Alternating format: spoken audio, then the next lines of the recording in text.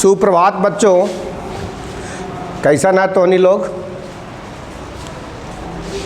आज हमने पढ़वाई वर्ग नवम के प्रथम अध्याय हमारे परिवेश में पदार्थ में ही बहुत बढ़िया चीज़ जो हमनी के आगे जानकारी के लिए बड़ी ज़रूरी है। पिछला क्लास में हमने पढ़ ली हल कि दुनिया में जितना भी पदार्थ है ओकरा हमने तीन भाग में बांट ली हल, ठोस, द्रव और गैस। अब सोचे के बात ही है कि का कोई पदार्थ यदि ठोस है तो का हमेशा ठोसे रहते यू कि ओकरा में कुछ बदलाव कभी होता ही, या कोई द्रव है तो द्रवे रहता ही, या गैस है तो गैसे रहता ही। ये बहुत बड़ा एक सवाल हमनी के दिमाग में घूम रही था, जेकर हमनी के उत्तर खोजे के है।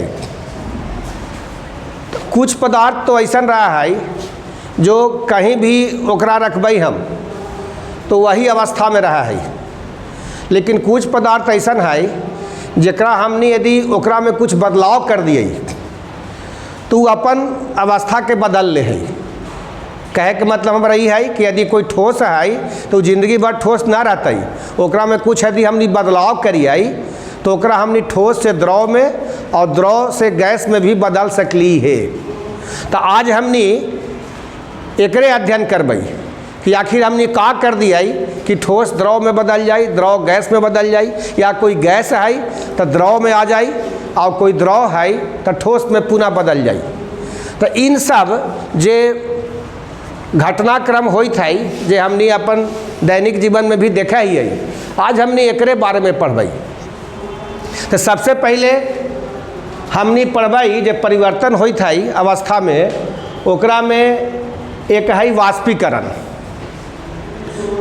हमने देखा ही है कि कोई वस्तु यदि द्रव के रूप में है, जैसे पानी, तो पानी यदि कम मात्रा में है, थोड़ा सा मात्रा में पानी है तो ओकरा हमने रख के ऐसे ही छोड़ दही बाहर में या कमरे में, तो कुछ दिन के बाद देखा ही है कि वो पानी गायब हो गई।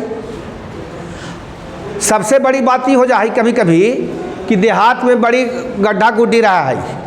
अब कहीं गड्ढा गुड्डी में बरसात में तो पानी भर जाए, पानी पड़ रहा है, पानी भर गई, लेकिन कुछ दिन के बाद हमने देखा ही है कि पानी गायब है। तो कोई पानी के गायब हो देखला ही, कोई खड़ा होकर देखे देखा ना पनिया गायब होता है ना हुआ है। वो कखनी पानी गायब होला, कैसे पानी गायब होला, एक पता केकरो न चला है। तो यहाँ पर हमने ये समझ सकली है कि वो जो क्रिया होला, जो काम होला पानी के गायब होला, वो काम कहीं भी हो सकली है और ओकरा ला गरम करे के जरूरत ना है। ऐसे हमने ज़्यादा जाना ही कि यदि कोई द्रव है ओकरा गरम कर दा तो गैस में बदल जा है, गैस है तो ओकरा ठंडा कर दा तो द्रव में आ गई, द्रव को ठंडा कर दा तो ठोस में, फिर ठोस को गरम कर दा तो द्रव में, आ द्रव को गरम कर दा तो गैस में। एक माने ही है कि दो चीज़ पर ये बात निर्भर करा है कि कोई पदार्थ कब ठोस होते, कब द्रव होते, कब गैस होते। एक ताप पर और एक दाब पर। यदि ताप बढ़ा देवल जाए तो ठोस पदार्थ द्रव में बदल जाए। एक सबसे बढ़िया उदाहरण हमने ले ही है पानी। पानी के यदि हमने फ्रिज में रख दिए तो बर्फ़ ना हो जाए। आप बर्फ़ के हमने बाहर खाली निकाल देवे के है तो फिर पानी में बदल जाए, और ओकरा यदि कोई बर्तन में डाल के हमने गरम कर दिया तो गैस में बदल जाए, जरा हमने वाष्प कहा। एक मतलब ये होला कि अवस्था बदलेला ताप जरूरी है। ताप हमने बढ़ाई तो अवस्था बदल जाते, लेकिन का ये हमेशा सही है ना, ये हमेशा सही ना है। कभी कभी हुआ का है कि हमने ताप उपना बढ़े ले ही है, घर में इसी रख के छोड़ दही पानी के उड़ जाही, बाहर में गड्ढा में पानी है उड़ जाही।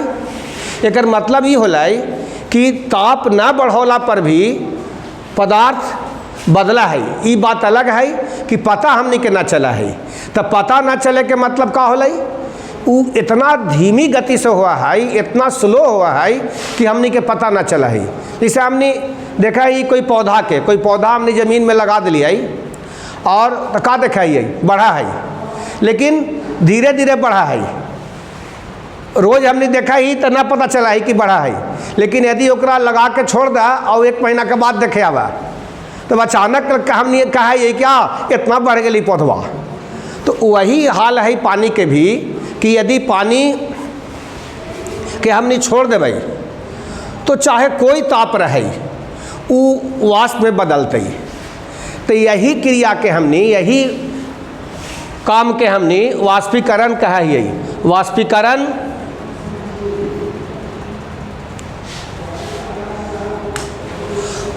वाष्पीकरण वह घटना है, वह प्रक्रिया है जेकरा में कोई भी ताप पर कोई भी द्रव वाष्प में बदले लगा है, गैस में बदले लगा है। ओकरा ला ताप बढ़ाना कोई जरूरी न है, वो कोई भी ताप पर हो जाए। हाँ, ये बात जरूर है कि ये निर्भर करा है कि वो पदार्थ कैसन है। जैसे हमने क्लास में देखा ही है कि सबके समझे के तरीका, सबके समझे के दिमाग एक तरह के ना रहा है। कुछ बड़ी तुरंत समझ जा है लड़का और कुछ समझे में देर लगा हुआ है। कुछ के 2 बार 3 बार 4 बार बताबू तब वो कोई चीज़ समझा है कि का है ना है। तो वो निर्भर करा है कि कैसन पदार्थ है। मतलब कोई पदार्थ बहुत आसानी से वाष्प में बदल जाते। जैसे हमने उदाहरण ली थी, स्प्रिट हो गई या शराब जकरा अल्कोहल कहल जा है, या ईथर हो गई या किरासन तेले हो गई। तो ये सब बहुत जल्दी अपने आप उड़े लगा है। यदि स्प्रिट के शीशी हमने खोल के छोड़ दी तो कुछ दिन के बाद उड़ जा है, गायब हो गई। पानी कुछ टाइम ले है उड़े में, गायब होए में। एक मतलब ये होला कि वाष्पीकरण ये बात पर निर्भर करा है कि कैसन पदार्थ है। तो एकरा हमने कहा ही है पदार्थ की प्रकृति।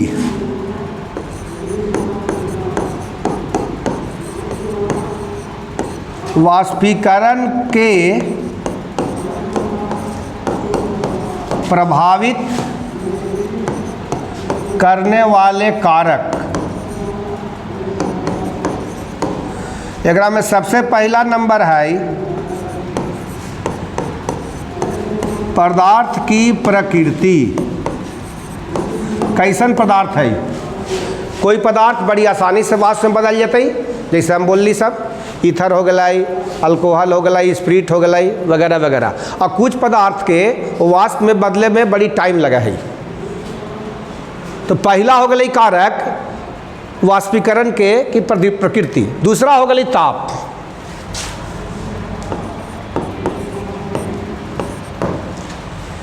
हाँ, एक बात है कि कोई भी ताप पर वाष्पीकरण हुआ है, लेकिन यदि हमने ताप के बढ़ा दिया तो वाष्पीकरण तेजी से होता ही। मैंने जे काम होती हल 2 दिन 3 दिन 4 दिन में, वो काम घंटों में हो जाते। तो ताप बढ़ावे से वाष्पीकरण के क्रिया भी का हुआ है, तेजी से हुआ है। एक पीछे का कारण है? तो हमने सब जाना ही कि चाहे कोई पदार्थ रहे, कोई पदार्थ में भी अंदर के जो अणु रहा है, कण रहा है, उन्हीं के बीच में गति हुआ है, जकरा हमने गतिज ऊर्जा कहा है।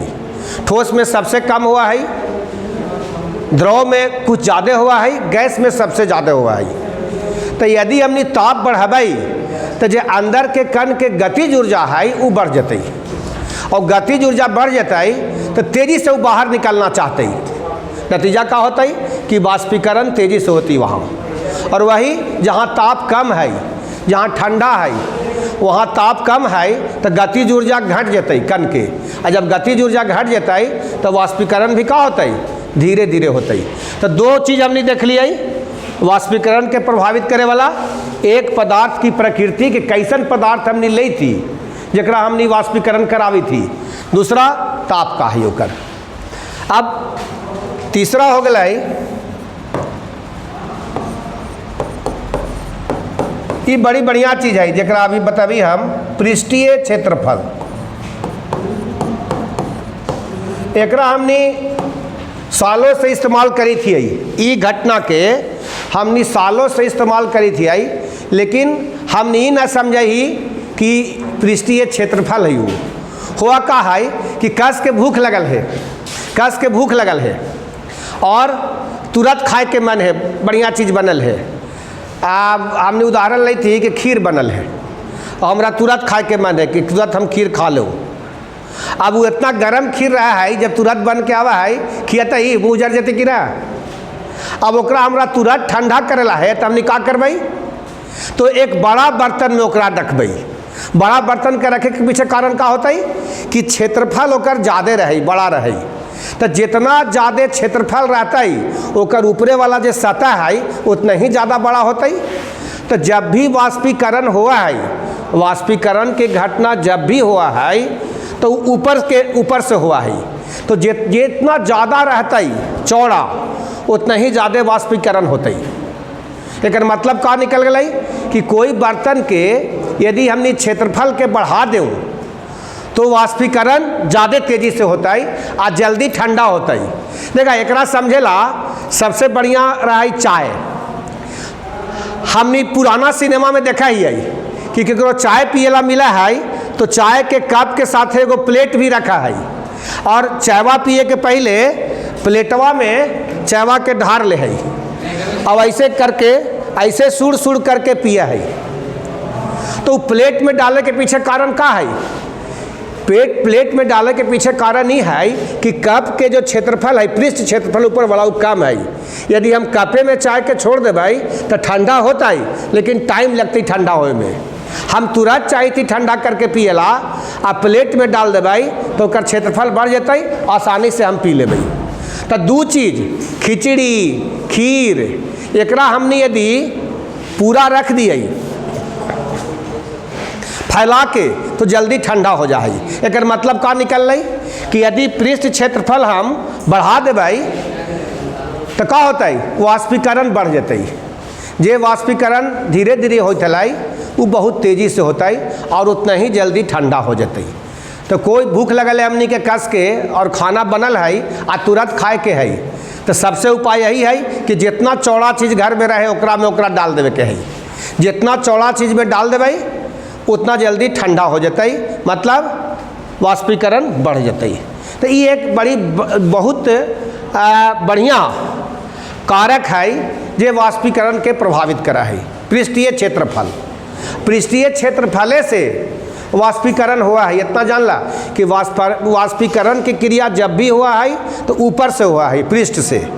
वहाँ पर चाहे कितना ही ताप रहता है फिर भी कुछ न कुछ कण आकर्षण बल के तोड़ के निकल जा है, ऊपर वाला वो फ्री रहा है। ऐसे भी हमने क्लास में भी देखा ही कि जो बच्चा दरवाजा के बगल में बैठल है ओकरा भागे ला तुरंत आराम से निकल के भाग जाए, वो बाहर है। लेकिन जो सामने बैठल है ओकरा भागे में दिक्कत हुआ है, टाइम लगा है।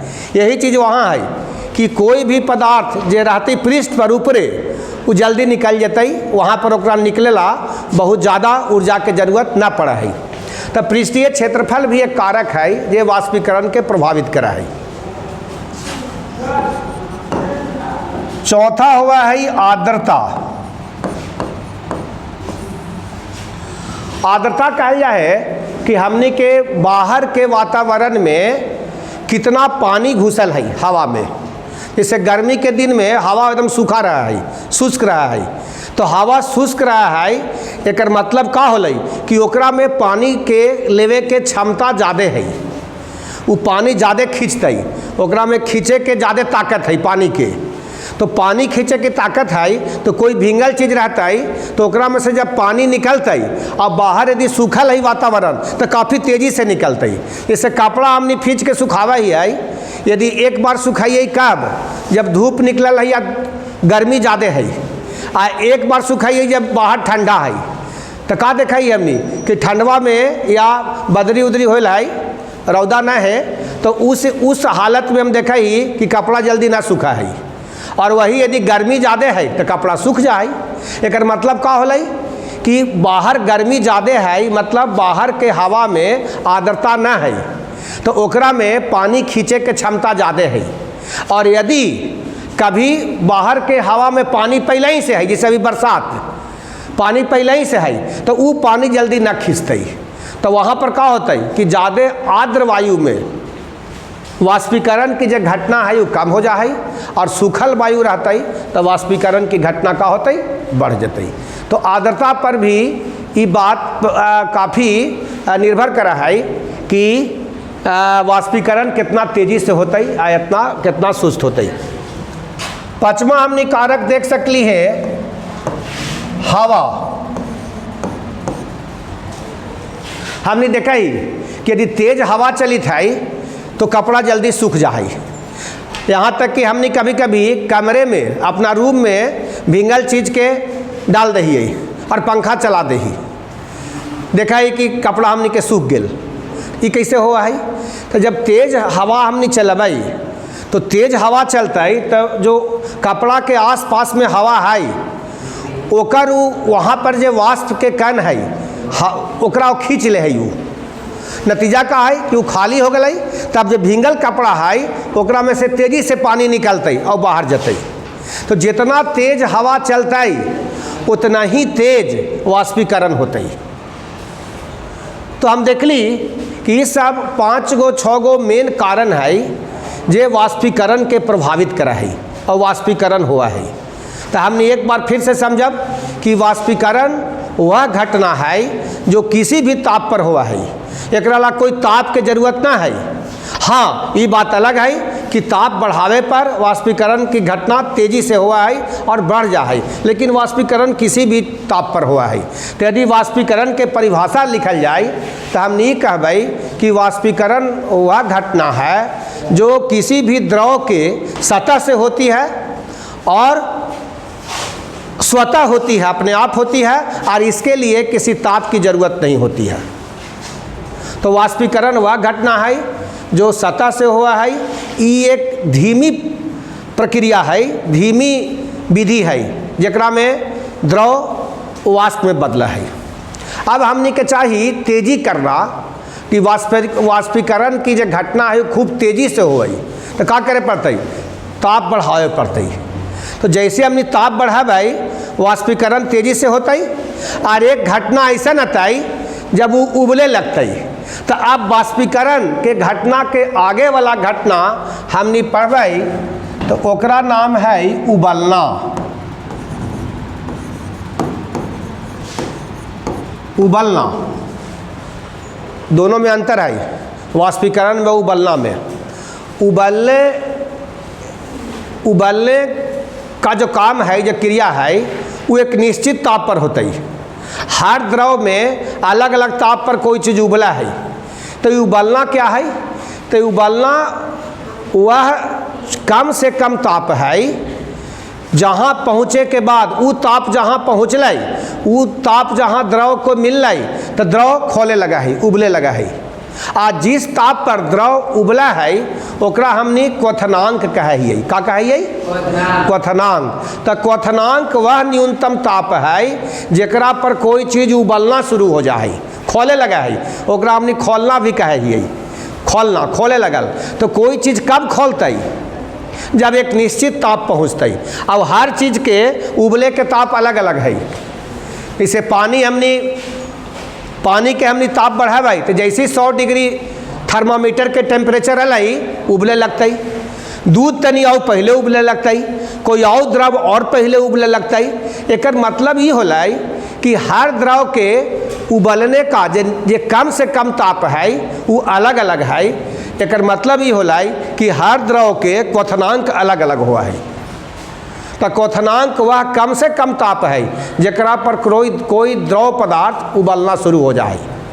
अब सवाल ये पैदा होता है कि आखिर का कारण है कि एक वही ताप पर द्रव उबला है। 100 डिग्री पर पानी काहे उबलता है? और का दुनिया में हर जगह पर 100 डिग्री पर पानी उबलता है? तो देखा, आज हमने जानल चाहिए थी एक बढ़िया चीज़ कि आखिर क्वथनांक के सही परिभाषा का होता है। तो हमने देखा ही कि हमने यदि पहाड़ पर गेली तो पहाड़ पर जितना ऊंचा पहाड़ होता है उतने पानी के क्वथनांक घटे लगते ही। मतलब यदि ज़मीन पर, भूमि पर, भुइयाँ में यदि कोई पानी उबलित है 100 डिग्री पर, तो यदि हम ऊपर चल जाए जहाँ पर ऊंचाई ज़्यादा है तो कहीं पर वो 90 पर उबले लगते, कहीं वो 80 पर उबले लगते। तो यहाँ एगो आवा ही क्वेश्चन परीक्षा में कि पहाड़ पर खाना देर से पकता है क्यों? तो कारण वही है कारण क्या है? अब हमने उबालना के दूसर एगो परिभाषा देखबै। हुआ का है, एकरा हमने एक उदाहरण से समझा ही है। एक बर्तन हमने ले ही, एकरा बंद बर्तन है, बंद बर्तन है, एकरा में हमने पानी ले ली, पानी या कोई भी द्रव ले सकली है, आ एकरा गरम करबै। जैसी गरम करबै भाप बनते, भाप बनता है तो भाप एक गैस है, तो गैस के एक दाब रहा है जरा हमने कहा ही है वाष्प दाब। यहाँ तनी बढ़िया से समझे के है, जैसे जैसे ताप बढ़ता है, ज़्यादा हमने ताप बढ़ाबै, ज़्यादा देर तक गरम करबै, वैसे वैसे वाष्प भी बढ़ता है, तो वाष्प दाब भी बढ़ता है। अब यहाँ बढ़िया से समझे के है कि वाष्प दाब बढ़ता ही तो बाहर में जो वायुमंडल है जहाँ हमने पानी गर्म करी थी, वहाँ भी पहले से दाब है जरा हमने वायुमंडलीय दाब कहा ही है, वायुमंडलीय दाब। तो वायुमंडलीय दाब कहलिया है जौन कमरा में या जहाँ हमने पानी गर्म करी थी है, वहाँ आसपास के जो दाब है वो वायुमंडलीय दाब कहला है। और जैसी पानी के हम गर्म करबै तो एकर में जो पानी है एकरो वाष्प दाब धीरे धीरे बढ़ते। अब पानी के वाष्प दाब और वायुमंडलीय दाब जिस ताप पर बराबर हो जाता है, पानी खौलना शुरू हो जाते ही। तब हमने एक नया परिभाषा देबै कि यदि हम किसी भी द्रव को गर्म करी थी आई तो वाष्प दाब बढ़ा है, आज जिस ताप पर वाष्प दाब और वायुमंडलीय दाब दोनों बराबर हो जाता है, पानी खौलना शुरू हो जाता है। तो क्वथनांक के एक नया परिभाषा निकल रही कि वह न्यूनतम ताप जिस पर किसी द्रव का वाष्प दाब वायुमंडलीय दाब के बराबर हो जाए, तो वही क्वथनांक कहलाते।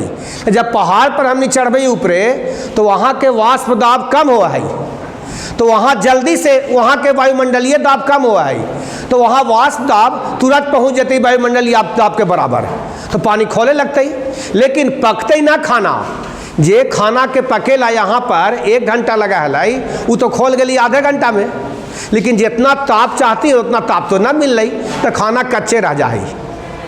यही कारण है कि पहाड़ पर खाना पके में देर हुआ है, पहाड़ पर खाना ना पका है आसानी से, ज़्यादा देर लगाए पड़ती तब पकते। वहाँ पर कोई चीज़ जल्दी खोले लगा है, काहे खोले लगा है कि वहाँ के वायुमंडलीय दाब कम है। नतीजा का हुआ है कि वाष्प दाब कमे ताप पर वायुमंडलीय दाब के बराबर हो जाए। अब एक उल्टा हमने एक उदाहरण देखी थी, जब ऑपरेशन हॉस्पिटल में हुआ है तो वहाँ पे कुछ औजार का इस्तेमाल कर रहा थी डॉक्टर, पेट चीरे लाया कहीं कुछ काम ला, तो ऑपरेशन से पहले ओकरा पानी में गर्म कर रहा थी। तो पानी में गर्म करे से का हुआ है कि ओकरा में जीवाणु कीटाणु सब है वो गर्म पानी में मर जा है, और आसानी से फिर हमने ओकरा से ऑपरेशन कर लिए। लेकिन यदि हमने चाही थी कि एकदम एक जीवाणु मर जाए, तो एक तरह के कुकर आवा है, ओकरा में उल्टा काम हुआ है। वो का करे है कि वायुमंडलीय दाब के बढ़ा दे है। नतीजा का होती कि जो पानी 100 डिग्री पर खोलता है वहाँ ओकरा खोले ला 120 डिग्री जाए पड़ते, तब वाष्प दाब वायुमंडलीय दाब के बराबर होते। नतीजा है कि उतना ताप पर जब खोला देवी हम औजार के, तो कैसनो रहते बैक्टीरिया वायरस सब मर जाते। ओकरा स्टरलाइज कहल जा है मशीन, आ उ सब जब निकल के आवा है सब औजार स्टरलाइज औजार कहल जा है, आ ओकरा से ऑपरेशन करना काफ़ी सुरक्षित रहा है, कभी कोई इन्फेक्शन ना हुआ है। तो वायुमंडलीय दाब वाष्पीकरण के प्रभावित करा है। अब हमने देखबै कि वायुमंडलीय दाब के अब हमने देखबै कि वायुमंडलीय दाब का क्या उपयोग है। वायुमंडलीय दाब ना वाष्पन के अनुप्रयोग।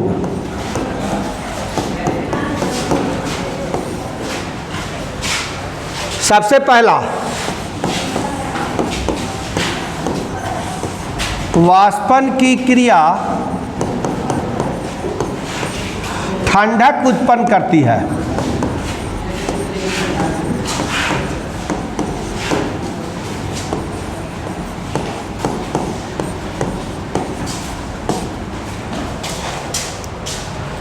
कभी मौका मिले तो अपन हाथ पर आप पेट्रोल या डीजल के एगो बूंद गिरा के देखा, तो जैसी पेट्रोल या डीजल के एक बूंद गिरा है हमनी के ठंडा लगा है कि ना, तुरंत ठंडा लगा है। तो काहे ठंडा लगा है, कभी हमने सोच ली है?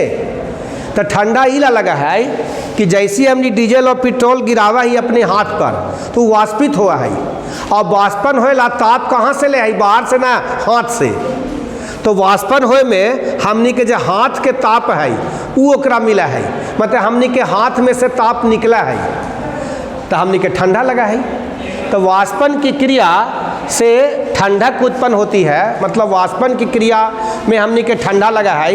एक सबसे अच्छा उदाहरण यही है कि हमनी कोई भी पदार्थ जब वाष्पित होता है तो ठंडक उत्पन्न करती है। एक सबसे अच्छा उदाहरण है कि हमने घड़ा में पानी रखा ही, तो हमने घड़ा में पानी रखा ही तो घड़ा में बड़ी छेद रहा है, सब बहुत तरह के छोटा छोटा आँख से दिखाई ना दे है, लेकिन छिद्र रहा है। और जितना बाहर गर्मी रहता है उतना ही तेजी से छिद्र से होके पानी बाहर निकलते ही वाष्पित होता है, और ओकरा ला ताप कहाँ से लेते हो, घड़ा से। तो जितना तेजी से वाष्पित होता है उतना ही घड़ा के पानी का होता है, ठंडा होता है। तो जितना ज़्यादा गर्मी उतना ही ज़्यादा ठंडा। यही हाल हुआ है डेजर्ट कूलर में। घर में हमने डेजर्ट कूलर जो इस्तेमाल करा ही तो ओकरा में का हुआ है, ओकरा में एक पंप रहा है, ये पानी खींचा है और खस लगल रहा है, खस पानी खींच के खस पर फेंका है, कौन, मोटर, ये पंप लगल रहा है। अब जब पंखा चला है, हवा निकला है तो वो पड़ा है खस पर और वाष्पित हुआ है। वाष्पित हुआ है तब का हुआ है, जो हवा है वो का है, ठंडा हो जाए। अब जितना ज़्यादा बाहर के ताप रहता है उतना ही ज़्यादा ठंडा उत्पन्न करती डेजर्ट कूलर। तीसरा उपयोग कि हमने सूती कपड़ा यदि पहना ही गर्मी में तो हमने के ठंडा महसूस हुआ है, और यदि टेरी कॉटन या पॉलिस्टर पहना ही तो हमने के गर्मी लगा है। एकर कारण भी वाष्पन है। सूती कपड़ा हमने के पसीना के पूरा सोख ले है, और जब हवा चला है हमने पंखा में बैठ लिया, बाहर निकल ली तो वाष्पन के क्रिया बढ़ जा है, और जब वाष्पन के क्रिया बढ़ता है तो ताप कहाँ से लेता है, हमने के शरीर से, अंदर से, तो हमने के ठंडा लगता है। फ्रिज में भी यही हुआ है, फ्रिज में भी यही हुआ है कि खास स्थान पर गैस रहा है फ्रिज के अंदर, और गैस वाष्पित हुआ है, और जब वाष्पित होती गैस तो ताप कहाँ से लेता है, फ्रिज के अंदर से, तो वहाँ से ताप जितना निकलता है उतना ही ठंडा होता है। तब फ्रिज में एक खास स्थान रहा है फ्रीजर, वहाँ पर सबसे ज़्यादा वाष्पन हुआ है तो सबसे ज़्यादा ठंडा रहा है, वहाँ बर्फ़ जम जाता है। बाहर में वाष्पन कम हुआ है तो कम ठंडा हुआ है। तो वाष्पन के हमने का फायदा देख लिया, पहला कि वाष्पन ठंडक उत्पन्न करती है, दूसरा देख लिया कि वाष्पन की क्रिया से घड़ा में पानी ठंडा होता है तेजी से। वाष्पन के क्रिया के चलते ही सूती कपड़ा पहनने के बाद ठंडा लगाई हमनी के। वाष्पन के क्रिया के चलते ही डेजर्ट कूलर ठंडा हवा दे है। वाष्पन के क्रिया के चलते ही हमने और भी देखा यही जल्दी से कपड़ा उपड़ा सूख जा है, हमने बाहर ना देख के हमने कमरे में कपड़ा डाल दिली और हम पंखा चला दिली, जल्दी कपड़ा सूख जा है। तो वाष्पन से बड़ी हमने के फायदा है। और यही वाष्पन जब तेज हो जाए बहुत बहुत ताप बढ़वे पर तो वही उबलना हो जाए। तो हमने अंत में देखबाई कि वाष्पन और उबलना में क्या अंतर है।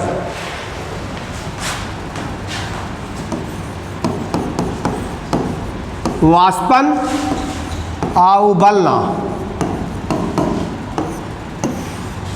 वाष्पन के क्रिया किसी भी ताप पर हुआ है, कोई ताप रहे फर्क ना पड़ना है, वाष्पन होगी।